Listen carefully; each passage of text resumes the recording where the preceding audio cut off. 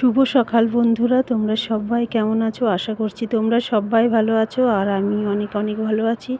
রিঙ্কু ভ্লগে নিয়ে আসলাম নতুন একটা ভ্লগ তোমাদের সামনে। আশা করি তোমাদের এই ভ্লগটা ভালো লাগবে। আর আমাকে তোমরা সাপোর্ট করো একটু, তোমরা যদি সাপোর্ট না করো তাহলে ভিডিও দিতে ভালো লাগে না। আজকে আমি এই যে সকালবেলা ঘুম থেকে উঠে একটু খুব সকাল সকাল উঠেছিলাম। উঠে ফুল তুলতে গিয়ে দেখি এত সুন্দর ফুল ফুটেছে, কি ভালো লাগছে। আজকে প্রত্যেকটা গাছেই প্রচুর ফুল। সেই ফুলগুলোর ভিডিও তোমাদের প্রথমে আজকে দেখিয়ে দিলাম, প্রাকৃতিক সৌন্দর্যটা দেখিয়ে দিলাম। তারপরে এই সমস্ত বাসি কাজকর্ম সব সেরে এই যে আমি ব্রাশ করতে চলে আসলাম। সকালবেলা ঘুম থেকে একটু চোখ মুখ ধুয়ে নিই, মুখ কুলকুচি করে নিয়ে আমি সব কাজকর্ম করে লাস্টে আমি ব্রাশটা করে তারপরে হাতে পায়ে মুখে সাবান টাবান দিয়ে বাসি নাইটি ছেড়ে নিই। বাসি নাইটি ছেড়ে তারপরে যাই ঠাকুর ঘরের কাজকর্ম সেরে কিছু মুখে টুকে দিয়ে চাটা করে খেয়ে নিই। তারপরে এই যে চলে আসি রান্না করতে। তাই যে তোমাদের দাদাভাই এই যে মাছ কিনে দিয়ে গেছিলো, আমেরিকান রুই মাছ। তা খুব তাজা ছিল বলে তা আমি আবার গাবলার মধ্যে জিয়ে রেখেছিলাম যে 1 ঘন্টায় থাকুক, 1-1.5 ঘন্টা, তারপরে তো কেটেই ফেলবো। তো দেখো মাছগুলো না কাটতে আমার খুবই মায়া লাগছিলো। ওরা এত সুন্দর জ্যান্ত মাছ লাফিয়ে বেড়াচ্ছে, আমার কাটতে খুবই কষ্ট হচ্ছিল। তারপর কাটার পরেও দেখছি ওদের গালগুলো কেমন হাঁ করছে, এত খারাপ লাগছে। কি করব বলো, নিজেদের খাওয়ার তো জিনিস না, না কেটেই বা কী করব বলো। তাই এই যে আমি মাছগুলো সব ভালো করে সব কেটে নিচ্ছি। কেটে আমি সব মাছ কাটা হয়ে গেছে। তা আমি কলফ্লাওয়ারে নিয়ে ভালো করে মাছগুলো ধুয়ে নিয়ে লবণ হলুদ মাখিয়ে রেখেছি।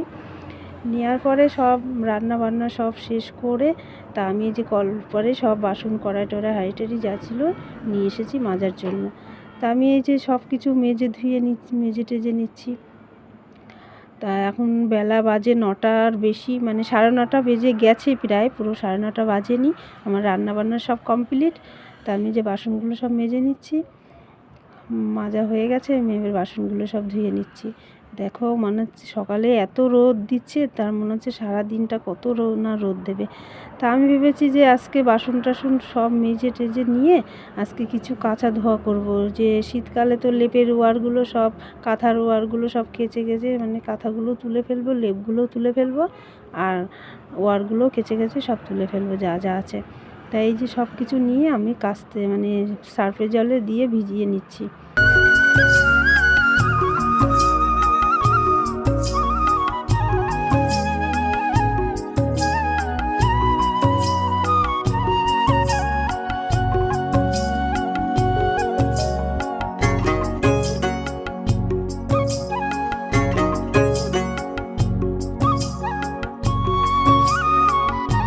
তো এই যে এই চাদরটা আছে, এই চাদর দুটো আমি আজকে ভিজিয়ে রাখছি, মাঝে মাঝে আর কি উল্টে পাল্টে পাততে পারবো।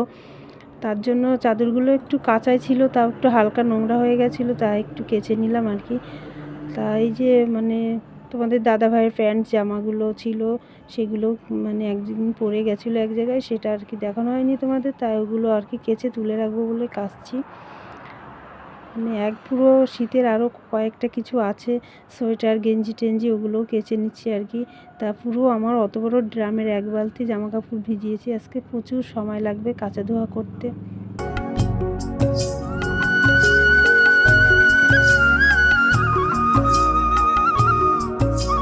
তারপরে আমি কাচা ধোয়া করে সব কিছু মেলে টেলে দিয়ে রোদে, তারপরে আমি চলে আসলাম এই যে ঘর ঝাড়ু দিতে। ঘরে না জায়গায় জায়গায় একটু একটু ঝুল হয়েছে আর কি, ঝুলগুলো ঝাড় দিতে হবে। তা আমি ভেবেছি গরম পড়ে গেছে, একটু চাদুয়া না টাঙালে এত টিনের তাপ আসে, ঘরে বসে থাকা যায় না। আর ফ্যান চালালে হাওয়াটা গরম হাওয়া টেনে নিয়ে আসে, আরও বেশি কষ্ট হয়। তাই ভেবেছি আজকে ঝুলগুলো ঝেড়ে নিয়ে কালকে একটু চাদুয়া টাঙিয়ে দেবো। তাই যে ঝুলগুলো আমি ভালো করে পরিষ্কার করে নিচ্ছি। আর ঘরে না একটু ঝুল হলে না কেমন লাগে, আমার তো খুবই খারাপ লাগে। তাই আমি প্রায় ঝুলগুলো একটু হলেই আমি পরিষ্কার করে নিই। তাই টিনগুলো চকচকেও থাকে, দেখতেও ভালো লাগে। তারপরে এই যে আমি ঘরটার ঝাড়ু টাড়ু দেওয়া হয়ে গেলে স্নান টান করে এই যে বিকেলবেলা তোমাদের একটু আমাদের আম গাছে কেমন আম হয়েছে তাই তোমাদের দেখালাম। তো আমার ভিডিওটা যদি তোমাদের ভালো লাগে তাহলে লাইক কমেন্ট আর সাবস্ক্রাইব করে দিও এবং আমার পাশে থেকো। তোমরা সবাই ভালো থেকো ও সুস্থ থেকো।